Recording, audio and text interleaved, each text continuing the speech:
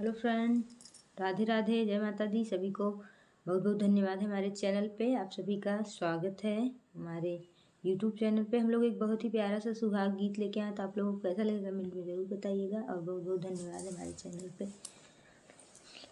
हथवा में लोटा ली है, लोटवा में पानी जी, चली है दुहाग सिंचई बाबा के दुलारी जी, चली है सुहाग सिंचई बाबा के दुलारी जी। गिरी गए लोटवा ढरकी गए पानी जी, सुसुकी रोई बाबा के दुलारी जी, सुसुकी रोई बाबा के दुलारी जी।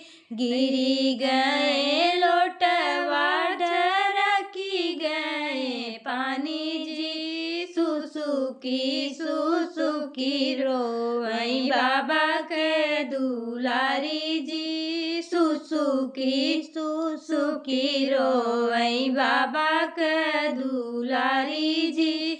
घोड़वा चढ़ल आवै ससुरु के पुत जी, कने गुन रोवताटू बाबा के दुलारी जी, कौने गुन रोवताटू बाबा के दुलारी जी।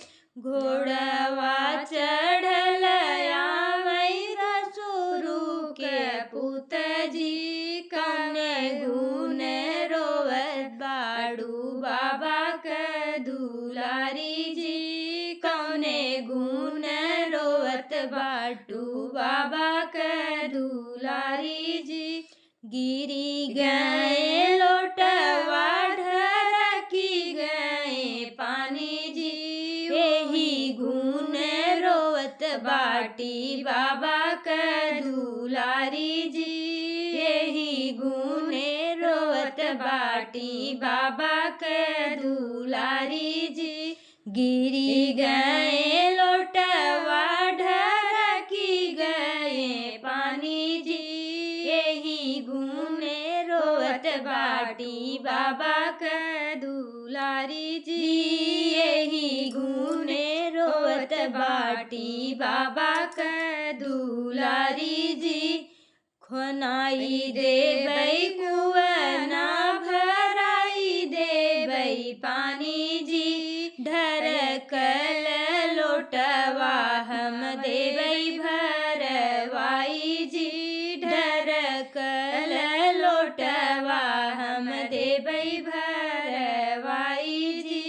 खनाई देबै कुआं ना भराई देबै पानी जी, ढरकल लोटवा हम देबै भरवाई जी, ढरकल लोटवा हम देबै भरवाई जी।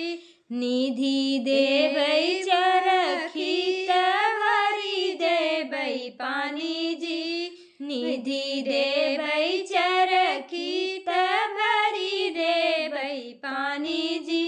लहरई लागै तोहरी सुहाग कियारी जी, लहरन लागै तोहरी सुहाग कियारी जी।